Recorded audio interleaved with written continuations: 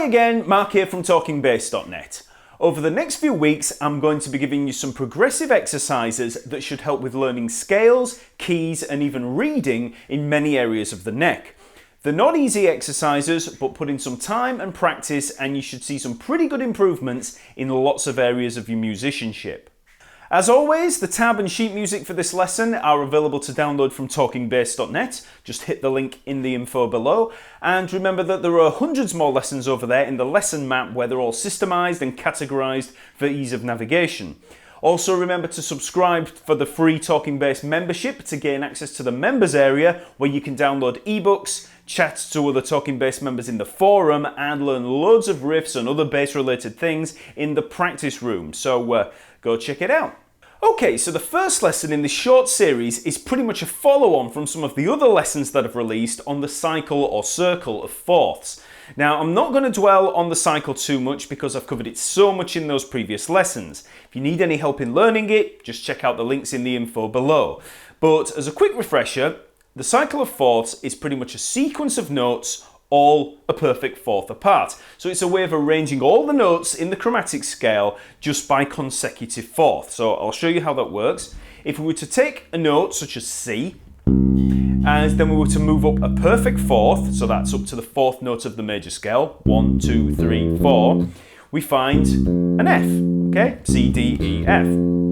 If we then move up a perfect fourth from F, we find a B flat. If we then move up a perfect fourth from B flat, we find an E flat. If we move up a perfect fourth from E flat, we find an A flat. And it just carries on, okay, until we eventually come back round through to C, okay? And that gives us the following sequence of notes. C, F, B flat, E flat, A flat, D flat, G flat, B, E, A, D, G, and then we're back to C, okay? So you can see there that it's just a way of arranging all of those notes in the chromatic scale and just putting them in a particular order, okay? Now I know on the face of it that can sound like just a long string of notes that's pretty hard to remember, but like I say, in those other lessons that I've already done, I've got a little bit of a system for learning it, and if you check those out, you'll be able to get it down in no time. So in the exercise today, we're simply going to play the major scale through the cycle of fourths. So that's going to be C major, F major, B flat major, etc. Sounds easy. But the catch is we're going to do all of that while sticking in one position.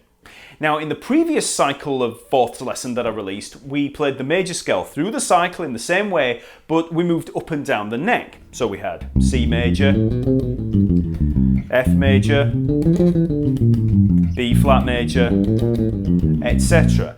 And that was good for learning the notes on the neck, but we're going to be staying down here in a low position and we're going to include every note of the scale that we can find in that position. So to begin with, I'll just play through the whole exercise so you can see what we're going to be working towards, and then I'll break it down afterwards. So as I work through, I'll say the scale name as I go. So to begin with, C major.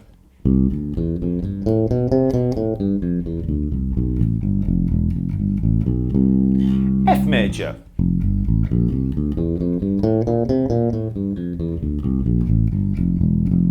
B flat major.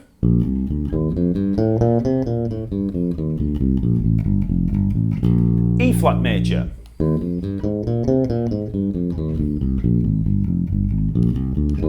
A flat major.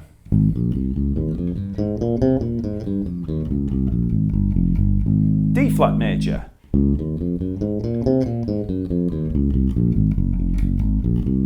G flat major.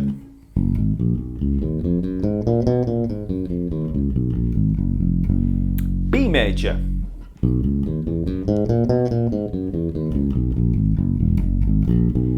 E major.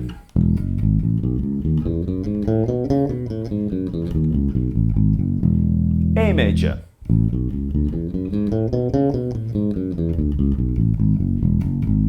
D major.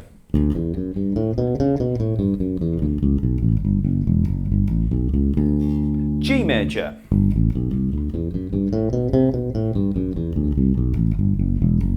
And we're back to C major.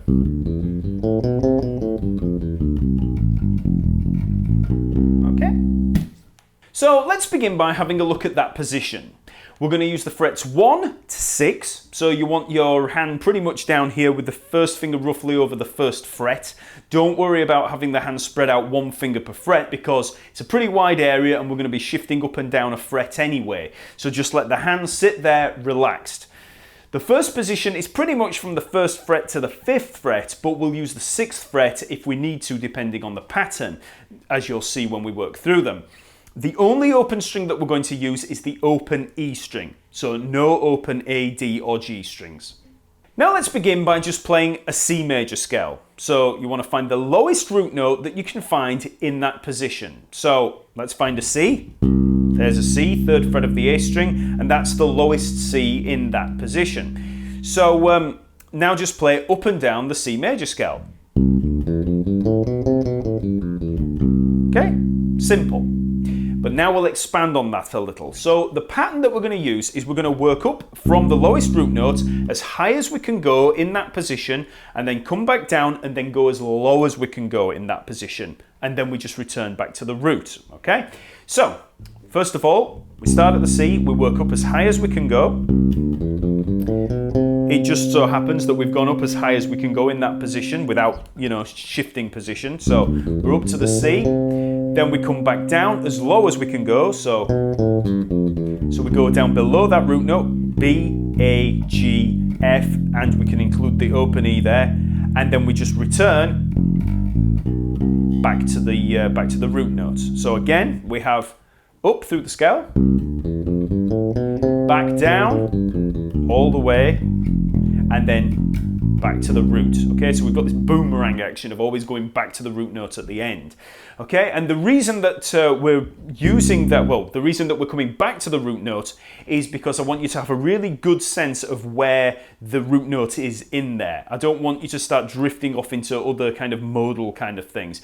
You've always got to keep your bearings and know where that root note is, because we're seeing the pattern around there. We've got this palette of notes that all work around that central sort of fixed point, okay?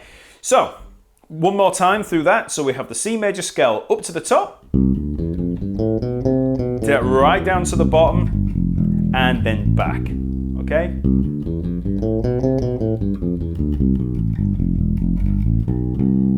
And that's it. So we've instantly improved our knowledge of the notes in that one area. Instead of seeing the major scale as this linear box pattern that works from root note to octave and back, we can actually see all of the notes in that area as a complete palette. So let's move on to the next scale. Let's move on to F major. So first of all, let's find the F. We want the lowest one in that position, which is there at the first fret of the E string. So we want to work up and down the major scale first of all. Let's just have a look at that. So we have F, G, A, B flat, C, D, E, F. And you can see there that we're playing a first finger major scale pattern. Now, if you don't know what I'm talking about there, I've got lots of other lessons on this where we have 3 different fingerings for a major scale. We have one starting on the 2nd finger, one on the 1st finger, and one on the 4th finger, okay? So I won't go into that too much, but again, there are links in the info below. So the reason I say it's a first finger is because we're starting the scale with the first finger. So up to the octave and back, and now let's expand that. Let's add the notes above the octave. So up we go, F, G, A, B flat, C, D, E, F, and then we keep going, G, A, B flat, C, okay? And that's as high as we can go there, and then we just come back down. And then we can go below, just down to that open E, and back to the F. Okay, so the whole thing.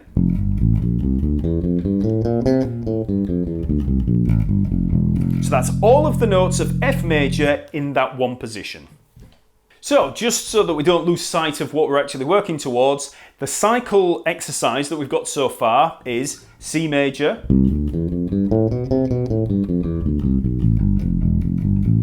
then F major.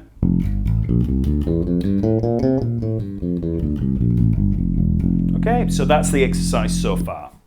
So I'll just work through a couple more of these scales just to give you an idea of how we work them out, and then you can just work through them either yourself or you can download the lesson material and work through the whole exercise that way. really this is actually a mental exercise just as much as a, as a bass exercise. So, it would be much more beneficial for you to actually work them out yourself. But like I say, they're all there in the lesson material. So let's move on to B flat. So first of all, we find the lowest B flat in that area. There we have it, first fret of the A string. And once again, we're on the first finger, so it's going to be the first finger major scale. Okay, so now let's expand on it. Let's include all of the other notes. So we come up. We only add that C there at the top, then come back down. Then below there we have the A, G, F. Okay, so.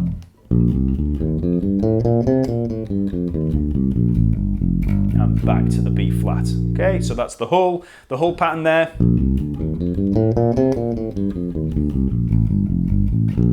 Okay, so that's the B flat major scale in that position. Now let's move to the E flat major scale, and this is a little trickier, and it's the reason that I've worked through each of these scales up to this point. So we want to look for the lowest E flat in that position. Now, obviously, because on a standard 4-string bass in regular tuning, the lowest note is going to be an E. So we can't get down to that low E flat. So the lowest E flat in that position on a 4-string in regular tuning is going to be the first fret of the D string. Okay?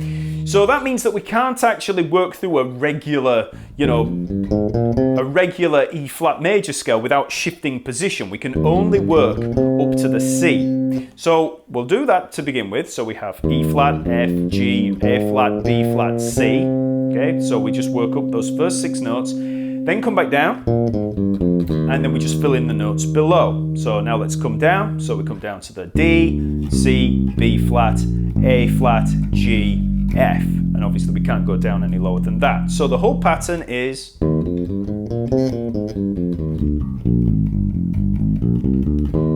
Okay, so remember we're starting on that E flat, we work up as high as we can go, we come down as low as we can go, and then make our way back to that E flat. Okay, so again, that's all the notes of the E flat major scale in that position.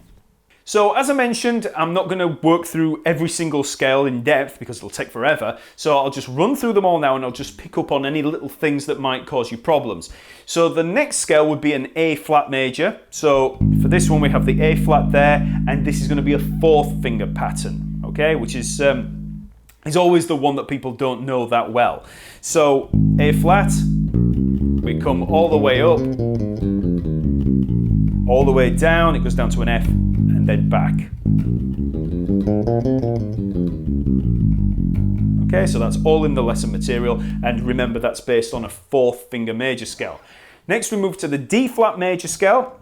Again, we're going to be picking this D flat there, 4th fret of the A string, and it's a 4th finger major scale pattern. So we work up. We can only work up as far as the 7th note of the scale, then we come back down and then fill in the notes below. Then we move to G flat. So there's the G flat, 2nd fret of the E string, and this is going to be a 2nd finger major scale pattern. So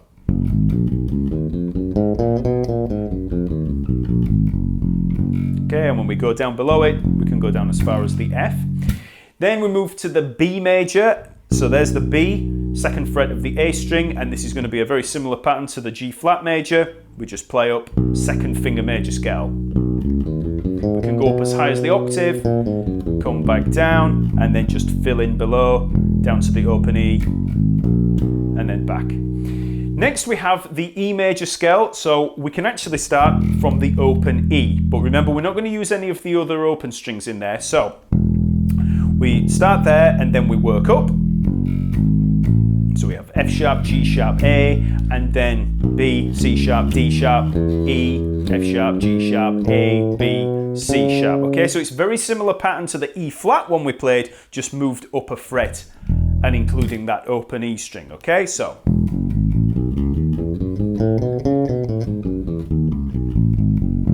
So that's a little bit of an odd one there, but that's a very, very useful pattern to learn. Next we move to the A major scale. So this is going to be 4th finger pattern again, so very similar to the A flat. And we can include the open E there when we come down. Then we move to the D major. So once again, D there, 5th fret of the A string, 4th finger major scale pattern. And we're including the open E there. So once you've learned the flat keys, actually moving on to the naturals is quite easy, because we're just shifting the pattern up or down a fret depending on what it is. So that was the D major. Next we have G major. So there's the G, 3rd fret of the E string. We just come up as high as the C, and then down, and we can include the open E and the low F sharp there, and then we're back to the C major.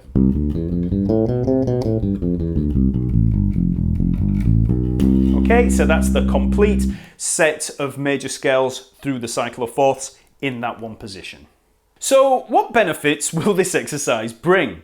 Well, for one thing, it gives us a better way of working with scales. We avoid that linear root to octave pattern movement that many people fall into, and we're forced into seeing scales from a different perspective because of both the position restriction and the scale pattern expansion. It also obviously helps with learning the cycle of fourths and learning the notes on the neck, but it also helps with things like reading music. We get a better understanding of the ordering of keys, and we also get to assign a fingering pattern to a particular key, which can be useful when reading those keys. And anyone working through my music reading course will understand this, because I'll work through it all in there. In the next few lessons, we'll expand on this exercise by moving away from starting on that root note and then progress onto different positions of the neck. And this is where this exercise really starts to make a difference to your playing. Once you've memorized these scale patterns in other areas of the neck, you can start transitioning from one to the next. And that helps with opening the neck up. You'll be able to move around the scale with ease, and you'll get practice at seeing the notes on the neck in all of those other areas. So be sure to hit that subscribe button and like the video if it's helped, and I'll see you later.